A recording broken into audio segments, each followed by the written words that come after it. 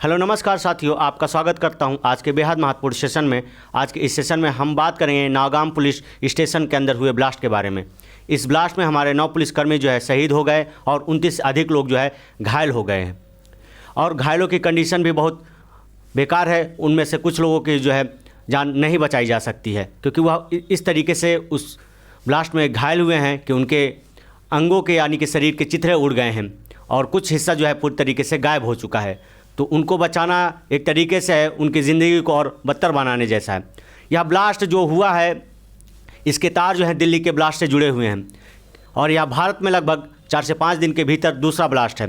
इसके तार दिल्ली से कैसे जुड़े हुए हैं कि जब पुलिस ने जो है डॉक्टर मुजम्मिल को जो है गिरफ्तार किया तो उसके पास से लगभग 2900 किलोग्राम जो है विस्फोटक बरामद हुए और इस विस्फोटक का कुछ हिस्सा जो है जम्मू एंड कश्मीर के जो है नौगाम पुलिस स्टेशन ले जाया गया और उसको वहीं पर रखा गया। जब जांच टीम वहां पर जांच करने के लिए पहुंचती है तब उसी दौरान जो है यह एक्सप्लोजन यानी कि यह विस्फोटक ब्लास्ट हो जाता है और उसमें जो है 9 पुलिसकर्मी और जो जांच करने गई थी टीम वह जो है उस ब्लास्ट में शहीद हो गए थे और उसके साथ साथ 29 अन्य लोग जो है बहुत बुरी तरीके से घायल हुए हैं।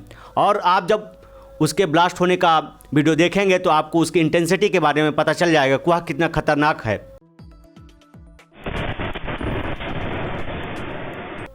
और किस तरीके से उसने जो है तबाही मचाई उस एरिया में।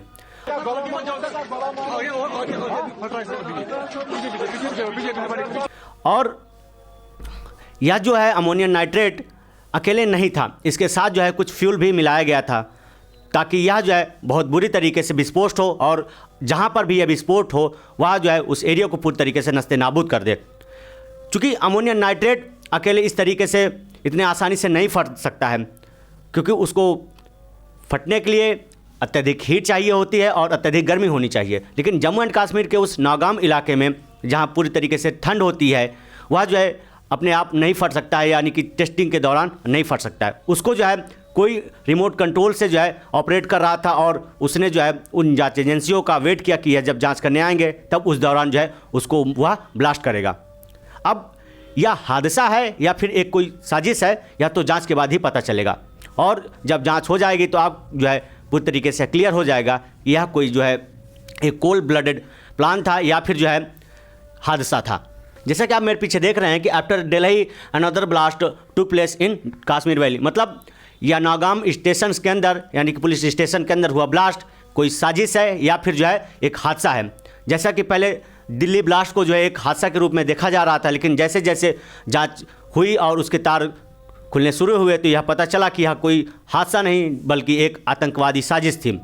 और फिर जो है इसी के तार जो है जुड़ते हुए नजर आए जम्मू एंड कश्मीर के इस नौगाम पुलिस स्टेशन ब्लास्ट के अंदर, ठीक है, जिसमें लगभग 9 लोगों की जान ले ली और 29 से अधिक लोग जो है घायल हुए हैं।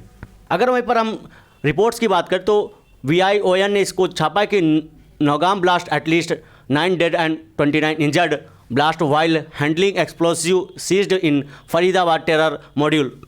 मतलब यह ब्लास्ट उस एक्सप्लोजन से हुआ है जिसको जो है फरीदाबाद से पुलिस ने जब्त किया था और इसको जो है नौगाम पुलिस स्टेशन ले गया था टेस्टिंग के लिए और टेस्टिंग के दौरान ही यह ब्लास्ट हो जाता है जिसमें 9 लोगों की जान चली जाती है और 29 से अधिक लोग घायल हो जाते हैं। नौगाम में अमोनियम नाइट्रेट ब्लास्ट, ठीक है। अब यह जो ब्लास्ट होता है यह जो है 11:22 पर होता है, मतलब यह रात के समय जो है यह ब्लास्ट होता है। जम्मू एंड कश्मीर के श्रीनगर नौगाम पुलिस स्टेशन में शुक्रवार रात करीब 11:22 पर बड़ा धमाका हुआ, ठीक है। एक तहसीलदार समेत 9 लोगों की मौत हो गई, बाकी शवों की पहचान होना बाकी है, ठीक है। मतलब एक लेखपाल जो है उसकी तो पहचान कर ली गई लेकिन अन्य जो शव हैं उनकी अभी पहचान करना बाकी है। हालांकि 29 घायलों में ज़्यादातर पुलिसकर्मी हैं। इनका इलाज जो है 92 आर्मी बेस और SKIMS सौरा हॉस्पिटल में इलाज जारी है, ठीक है। मतलब जो घायल हुए हैं और वह बहुत बुरी तरीके से घायल हुए हैं उनका इलाज जो है आर्मी के हॉस्पिटल में चल रहा है, ठीक है। और यह वो हॉस्पिटल जहां पर उन घायलों का इलाज चल रहा है अभी भी। और इसमें से जो है कुछ इस तरीके से घायल हुए हैं जिनकी जान बचाना एकदम नामुमकिन है क्योंकि उनके जो है शरीर के अंग ही पूरी तरीके से गायब हो गए हैं इस विस्फोट के चलते। ब्लास्ट के बाद जो है सिक्योरिटी बढ़ा दी गई थी और सबकी जो जांच शुरू कर दी गई। जो भी व्यक्ति कुछ थैले या फिर जो भी कोई ऐसी चीज़ें लेकर जाता जिसको संदिग्ध पाया जाता था, उसकी जो है जांच की जाती थी। क्योंकि अक्सर ब्लास्ट के बाद ये सारी चीज़ें जो है लाजमी हो जाती हैं, क्योंकि कोई और जो है दूसरा हादसा ना हो जाए।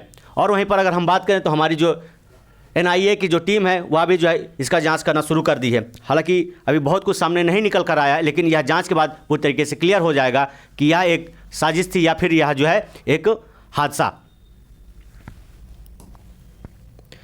यह वह मास्टरमाइंड है जहां से जो है विस्फोटक बरामद किया गया था और इसका कुछ हिस्सा जो है नागाम पुलिस स्टेशन ले जाया गया था टेस्टिंग के लिए, और उसी टेस्टिंग के दौरान यह ब्लास्ट हो जाता है, जिसमें से जो है 9 पुलिसकर्मी, 1 लेखपाल और 29 से अधिक लोग जो है घायल हो जाते हैं और पुलिस वालों की जो है जान चली जाती है। तो ये डॉक्टर मुजम्मिल शकील जो है, जो फरीदाबाद से पकड़ा गया था और इसके पास से जो है 29 किलो जो है विस्फोटक बरामद किया गया था। यह विस्फोटक जो है अमोनियम नाइट्रेट था। चूँकि हमारे यहाँ अमोनियम नाइट्रेट बड़ी आसानी से मिल जाता है, और इस अमोनियम नाइट्रेट को इसने जो है हरियाणा के एक डब्बू नाम के डिस्ट्रीब्यूटर से कलेक्ट किया था, और साथ ही साथ अन्य कई जगहों से इसने कलेक्ट किया था। चूँकि अमोनियम नाइट्रेट का हमारे यहाँ खेतों में, बिल्डिंगों को गिराने में और माइंस से जो है रॉक तोड़ने में, और साथ ही साथ मैं बता दूं आपको तो जो है जब टनल बनती है तो जब कोई बड़ा पत्थर फंस जाता है तो उसको ब्लास्ट करने के लिए अमोनियम नाइट्रेट का इस्तेमाल किया जाता है। लेकिन इसने जो है उस अमोनियम नाइट्रेट का इस्तेमाल एक्सप्लोजन में किया। चूँकि यह बहुत पढ़े लिखे हैं और इनको पता है कि कैसे अमोनियम नाइट्रेट को हम एक्सप्लोजन में बदल सकते हैं।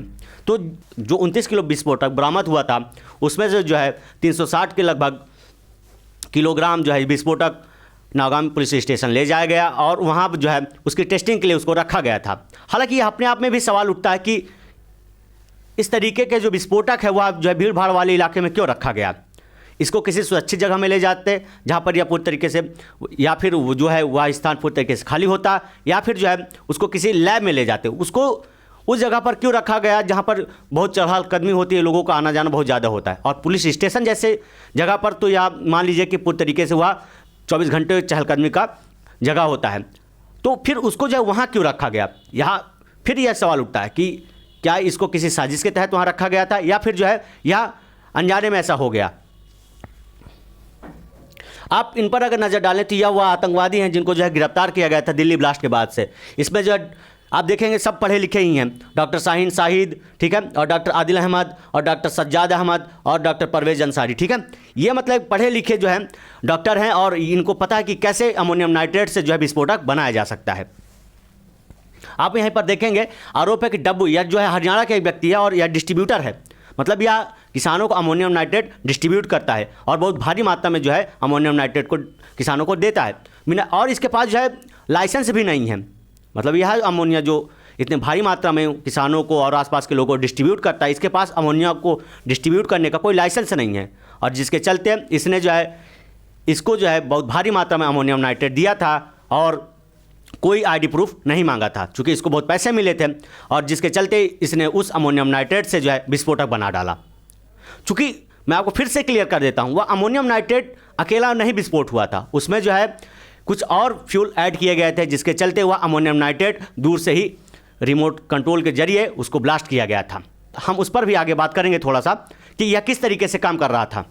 आरोप है कि डब्बू ने जो है अल फलाह यूनिवर्सिटी के डॉक्टर मुजम्मिल शकील को बिना रिकॉर्ड अमोनियम नाइट्रेट उपलब्ध करवाया, जबकि उसके पास अमोनियम नाइट्रेट रखने का लाइसेंस नहीं था। बताया गया कि यही अमोनियम नाइट्रेट विस्फोटक तैयार करने में इस्तेमाल हुआ था, ठीक है। उधर इसका खुलासा होने के बाद अब कृषि विभाग ने जिले के सभी खाद बीज विक्रेताओं से अमोनियम नाइट्रेट का रिकॉर्ड मंगवाया है। मतलब अब जब विस्फोट हो गया तो उससे जो है हमारी सरकार जागी है और अब उसने जो है सारे अमोनिया विक्रेताओं से जो है उसका रिकॉर्ड मांगा है कि किस किस को उसने जो अमोनिया बेची है, ठीक है। इसके अलावा फिरोजपुर झिरका क्षेत्र के कई गांवों में भी जांच के दायरे में है। मतलब यह जो है इलाका है वह पूरी तरीके से संदिग्ध है, क्योंकि यहाँ से जो है भारी मात्रा में अमोनियम नाइट्रेट बेचा गया है।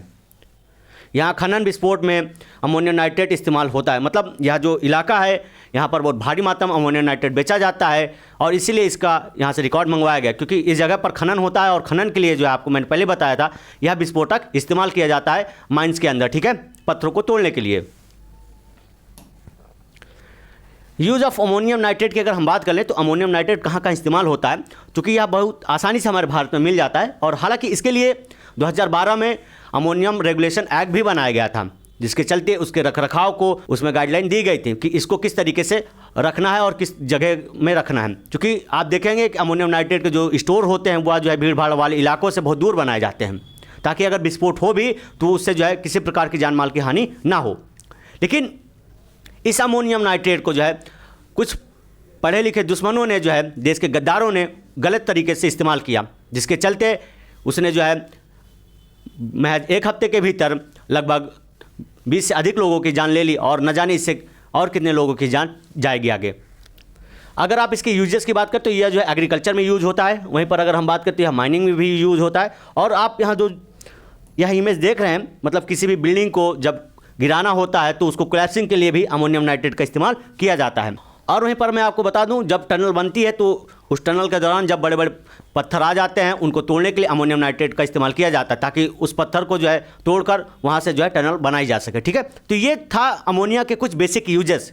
लेकिन इस अमोनियम नाइट्रेट का हमारे देश के दुश्मनों ने जो है, देश के गद्दारों ने एक्सप्लोजन के तौर पर इस्तेमाल किया और इसे जो है कई लोगों की जान ले ली।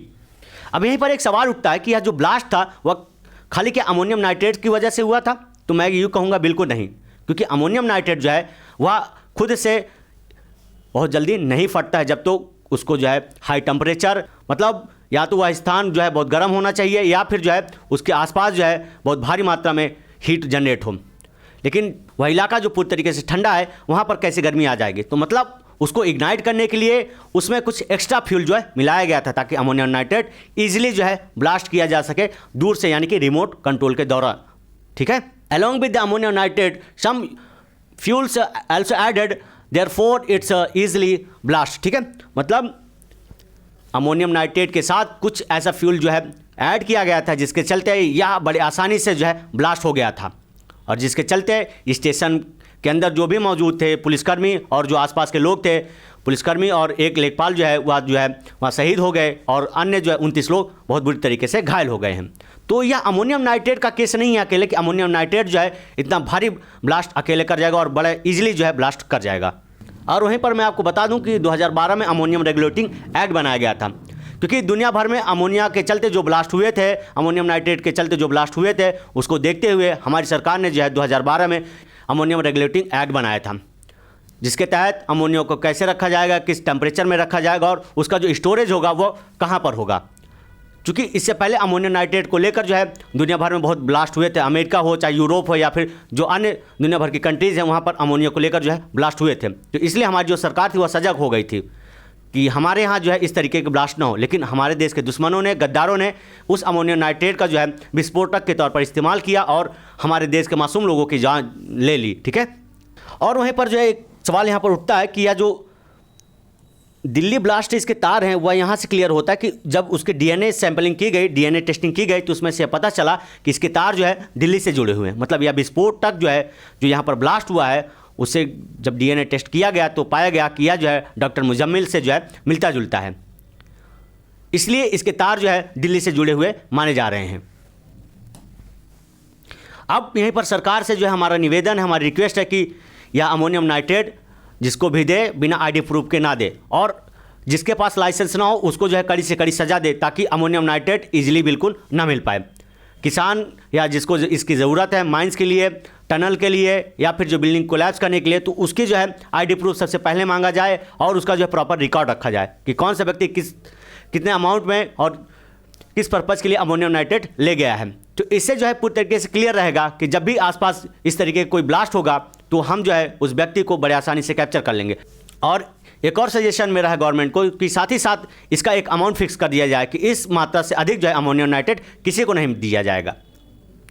तो इससे जो है इस तरीके के जो भविष्य में होने वाले ब्लास्ट हैं उसको रोका जा सकता है काफ़ी हद तक। जैसे हमने पहले भी बताया था आपको कि अमोनियम नाइट्रेट के साथ कुछ और फ्यूल ऐड किया गया था उसको इग्नाइट करने के लिए, उसको ब्लास्ट करने के लिए, ताकि वह जो है कम टेम्परेचर में बड़े आसानी से ब्लास्ट कर जाए और उसको दूर से जो है एक्सेस किया जा सके और रिमोट कंट्रोल के द्वारा उसे जो है ब्लास्ट किया जा सके। तो उसमें जो फ्यूल ऐड किया गया था वह जो है बहुत एक्सप्लोसिव था और जिसके तहत वह अमोनियम नाइट्रेट उस जगह पर ब्लास्ट हो गया। और वह व्यक्ति जो इसको ब्लास्ट किया था वह पूरी ताक में बैठा था कि जब इसकी टेस्टिंग करने के लिए टीम आएगी तो उसी दौरान जो है इसको ब्लास्ट किया जाएगा। चलिए उस पर एक नज़र डालते हैं। जैसा कि आपको पुलवामा ब्लास्ट याद होगा, जिसकी जिम्मेदारी जैश ए मोहम्मद ने ली थी, ठीक है। और उस ब्लास्ट में भी जैश ए मोहम्मद ने ANFO का इस्तेमाल किया था RDS के साथ, ठीक है। तो ये NFO है क्या? तो अमोनियम नाइट्रेट फ्यूल ऑयल है, ठीक है। तो मतलब इसी तरीके का कुछ जो है वो नौगाम पुलिस स्टेशन ब्लास्ट के अंदर ज़रूर इस्तेमाल किया गया होगा, क्योंकि अकेले अमोनियम नाइट्रेट इतनी जल्दी ब्लास्ट नहीं हो सकता इतने कम टेम्परेचर में। तो उसके साथ जो है इन्होंने कोई फ्यूल तो ऐड किया था, जिसके चलते वह ब्लास्ट बहुत बुरी तरीके से हुआ और आसपास के इलाकों को पूरी तरीके से हिला के रख दिया। अब वहीं पर हम बात करें कि हमारी जो जांच एजेंसियां हैं उनको हम सैल्यूट करते हैं कि उन्होंने जो है भारत के अंदर होने वाले सीरियल ब्लास्टों को जो है रोक लिया है, क्योंकि उनका प्लान था कि वह जो है भारत के भीड़ भाड़ वाले इलाकों में जाकर ब्लास्ट करें, और जिसको हमारी जांच एजेंसियों ने विफल कर दिया और उनको धर दबोचा।